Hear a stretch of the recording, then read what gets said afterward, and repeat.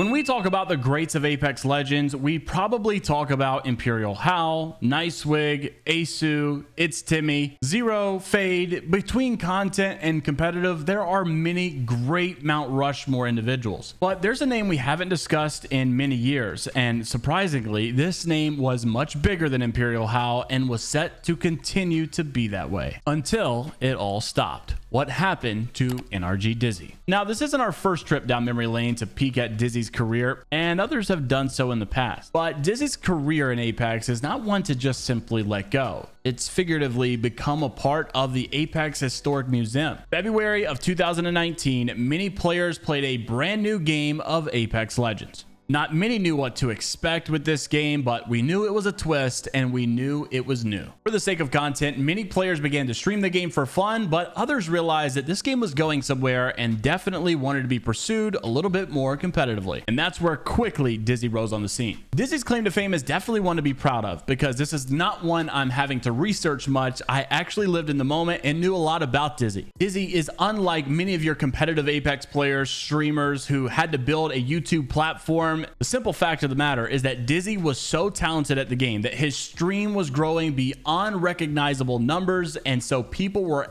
anxiously waiting for a YouTube channel to drop. I remember consistently refreshing his YouTube channel when he finally did create it, just to watch thousands upon thousands flooding in, subscribing, even with no videos present. Fans were itching around the world to see gameplay from Dizzy so that they could break down and analyze for themselves. Finally, Dizzy would go on to do so, and millions of views per video began to rake in. A 4K damage game of his getting 2.7 million views on YouTube. If you were actually involved in the scene, you knew very well that the members of the community specifically loved Dizzy, and he was by far the most fan-favorited individual out there, which is so weird knowing the context of how Dizzy is not even involved in the community now, and that there are other names that are now number one. What made Dizzy so ahead is that he was such a talented player at many other shooter games such as Counter-Strike. He had such a good grasp on how to be quick with mouse movement, and this is why in the early days it wasn't just Dizzy, but players even like Shroud were very accomplished in Apex. Dizzy would go on to win a TwitchCon event with his teammate Asu and more, and in the early days of Apex, the NRG of that time was really the TSM of recent time. Fans loved that team specifically. Dizzy was so good, he would even carry Ninja to a victory inside of a Twitch Rivals tournament, beating Shroud.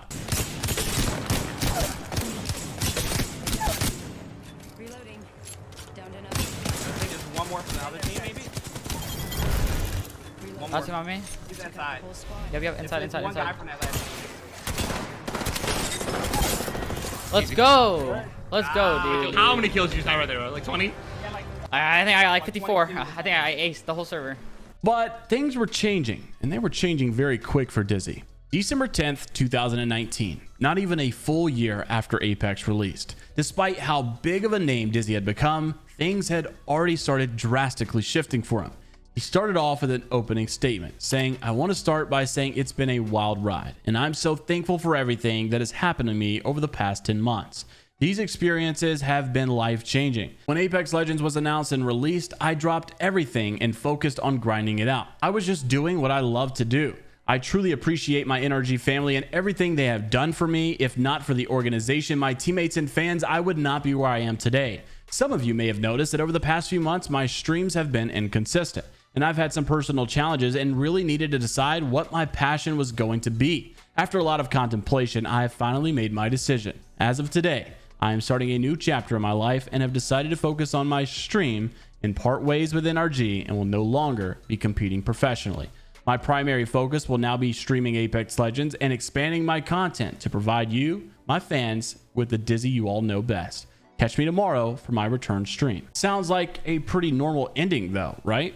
Well, not exactly. You see, shortly after this statement, Dizzy went on a massive hiatus, and we didn't hear from him for a very long time. He came back eventually to say he would be playing a variety of games and maybe streaming here and there, but things definitely were still not returning back to normal. After the second wave of not streaming like he had said, people started to really worry about Dizzy. Dizzy has always been very vocal about his personal life on Twitter, and after the loss of his close friend, you could tell Dizzy was very affected. He would go on to tweet very rarely, and that's when many fans began to really care about Dizzy because you could tell he just needed a hug. And that's where former teammate Asu has always been supportive for Dizzy, saying, "Let's get married." There's no question that if Dizzy did not quit when he did, he most definitely would still be one of the most popular names in the game, if not the most popular. However, knowing the stage at which he quit, which was one of Apex's golden eras, it's also safe to say that he would have quit multiple times considering how backwards the game seems to have gone. If he stuck around, there probably would have been a lot of retiring and unretiring because the game has had its moments for sure, but it's nowhere near as good as when Dizzy was playing it. And that's where Dizzy really shared his strongest opinion as to why he doesn't play the game anymore. 4 years ago, a clip came out of Dizzy explaining why he doesn't play, and here's what he had to say.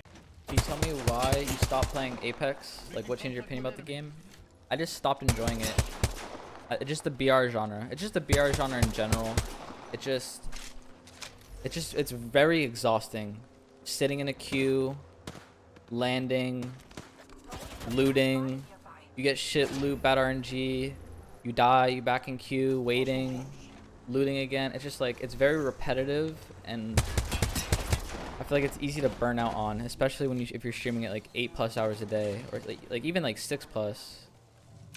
It just, yeah. I mean, like, the game's not bad. This game's not bad. This game's good, right? It's definitely like one of the best, if not the best, like battle royale game to play. But like, you know, it's just exhausting. Since much of this time has passed, now Dizzy does pretty frequently stream Valorant. It is sad because I'm starting to see many people make Mount Rushmores of Apex and they don't include Dizzy. And the reason is because his career was slightly short-lived. But if you knew anything about this era and actually lived through it, you know Dizzy was not something to overlook. He was not just a popular player or a popular content creator, he was by far the most popular. It is safe to say no one did it like Dizzy. And considering the game's numbers nowadays, I'm not sure if anyone ever will do it like Dizzy. It's also important to note that the beginning of Nicewig's career actually came from Dizzy giving him a host over on Twitch. And if you weren't there for the initial reaction, well, this is what that was like. Would it be possible? I'm playing with Dizzy! I'm playing with Dizzy! I'm playing with Dizzy! What the fuck? It's Dizzy! It's Dizzy! No one lands here. Oh my god. Yeah, I'm down, man. I'm down. Dude! I'm playing with Dizzy? What is going on? Yo, guys! Thank you so much for being here, man! I'm freaking out! I'm freaking out! I'm the #1 controller player on PC. Much love, guys. What is going the fuck on, bro? No fucking way. Tank! Whoa! What? What? No. No way he just hosted me, bro. There's no way he just hosted me, dude. There's no way I have 10,000 viewers right now, dude. Nah, this is a dream, dude. This is 100% a dream. There's no way this is real, dude. I'm dreaming. I'm dreaming. I'm dreaming. I'm dreaming. Wake me up. I'm dreaming. Wake me up. I'm dreaming. Someone wake me up. Someone wake me up, dude. That's all I want, man. That's all I really wanted to do is stream, dude. This is my fucking... This all I want to do is just talk to people and have fun, man.